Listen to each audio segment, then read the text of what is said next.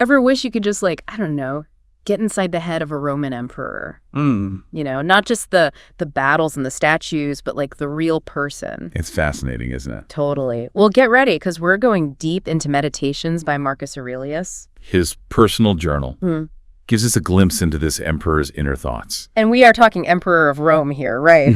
Ruling during this wild period, 161 to 180 AD. Plagues, wars, were things. Tumultuous times. And Meditations wasn't some PR stunt. It was Aurelius's private space to work through life's big questions. Which makes it so much more interesting. Absolutely. And what's surprising is, how relatable his struggles are even across millennia. Yeah, you don't expect a Roman emperor to be, like, relatable. Right. But Aurelius was a dedicated follower of Stoicism. Stoicism. Okay. For those of us who don't remember every philosophy. It emphasizes reason, virtue, and acceptance, especially in the face of hardship. So, not exactly light reading, then. Well, surprisingly practical, actually. Yeah, okay, I'm intrigued. But how does an emperor, a busy guy, even by today's standards, how does he find time for all this deep thinking? That's what makes meditation so fascinating.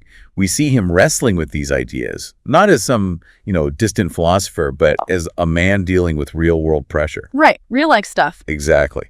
And he starts right off, book 1, by acknowledging the people who shaped his thinking. Like a shout out to his influences. More than that, it's like a who's who of intellectual heavy hitters, but he's not just name dropping. Okay, so what's he doing?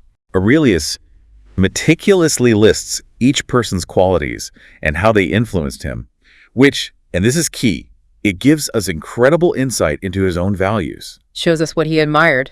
Exactly.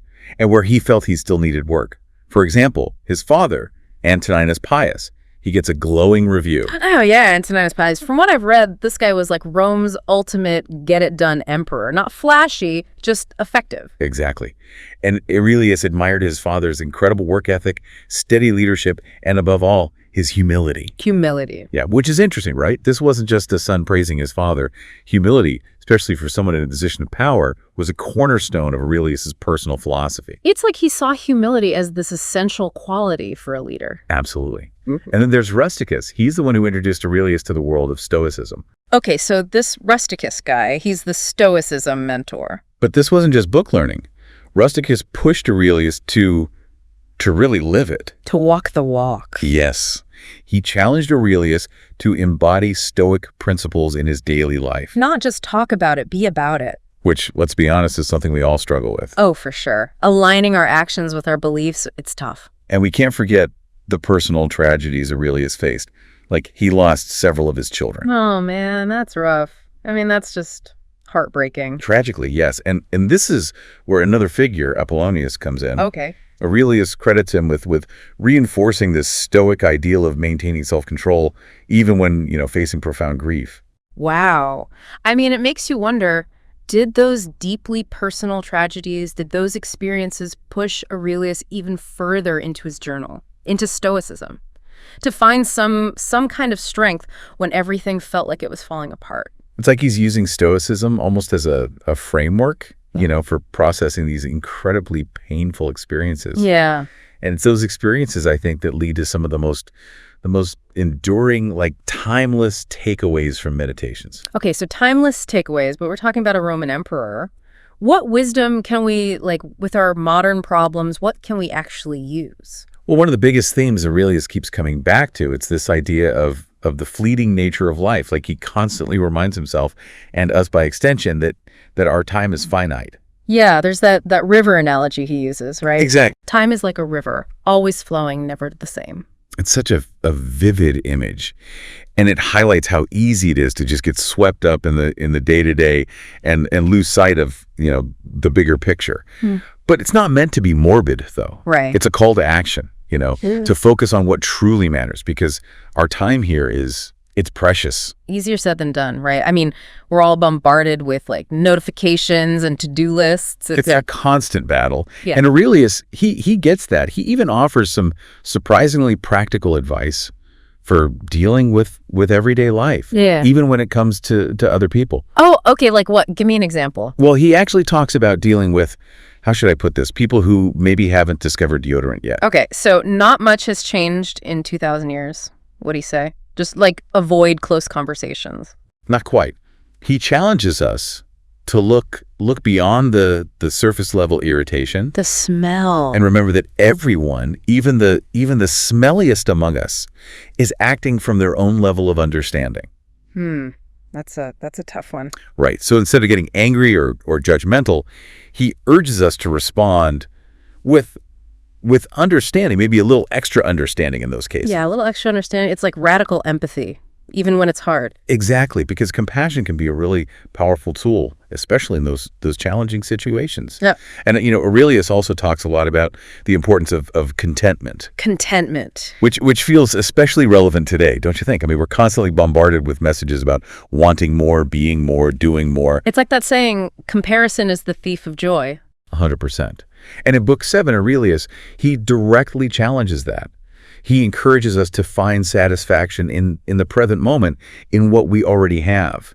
He even suggests just taking a moment to really reflect on all the things we do have, rather than dwelling on what's missing. It's like practicing gratitude, not just on like Thanksgiving, but every day. Exactly. And finally, there's this idea of purpose, something I think we can all relate to, right? Yeah. Aurelius really stresses the importance of acting with intention, like not just being swept along by the current of life. It's so easy to feel like you're just reacting to things all the time, like just constantly putting out fires. Oh, absolutely. Yeah. And in Book 8, Aurelius, he talks about constantly asking himself this question: for what object is this man doing this? But here's the key. He always starts by asking that question of himself. There's that self-awareness again, holding himself accountable. It's a good reminder that we all have choices in how we move through the world. It's like he's saying, hey, you're the one at the wheel here. But that's going to be tough, right? Especially when we're talking about the big stuff, the stuff we can't control. It's the ultimate test, isn't it? And perhaps the biggest one Aurelius faces head on, again and again in Meditations, is death. Yeah, not exactly a light topic, but it's interesting, isn't it, how much he thinks about it. I feel like we tend to avoid talking about death. Big time. We push it away. But here's an emperor contemplating his own mortality. And not just contemplating it, but like really digging in. Exactly. And that's what's so striking. He doesn't do it with fear or dread, Aurelius, he approaches death with this sense of acceptance. Even tranquility. Like he sees it as a natural part of being human. Yeah, there's a passage where he compares it to like the elements breaking down. It's like a return to source material. Exactly. It's not an ending, it's a transformation. It's all part of this larger cycle. Birth, growth, decay, renewal. He even says, I think it's Book 4, he says, fearing death it's like fearing that the elements that make up our bodies are going to like cease to exist, which is impossible. They change form. It's a really different way of thinking about something that we usually just like try to ignore. Totally. And it all ties back to this other big idea in Stoicism, something Aurelius keeps coming back to, the interconnectedness of all things. Okay, so now we're getting into like the really big picture stuff. Right. We're talking about a unified universe governed by reason. Which it's kind of a mind-blowing concept. I mean, we experience the world as so fragmented, so individual. It's all about like me, me, me. Absolutely. But Aurelius, he sees this web of interconnection. Everything links together. And I think that perspective really encourages a sense of shared responsibility. Like recognizing that our actions, even in our own little corner of the world, they ripple outward. It's less me versus the world, more like we're all in this together. Exactly. Which leads us to, and this is a big one, this idea that, it's not events themselves that cause us suffering. It's how we react to them. You got it. It's our judgments about those events. This is where that whole like control your thoughts, control your life thing comes in. 100%.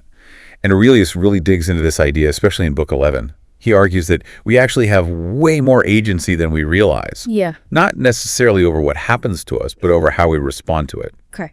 So we can't always control the situation, but we can control our reaction. Exactly. And listen, it's not about ignoring hardship or pretending everything's perfect.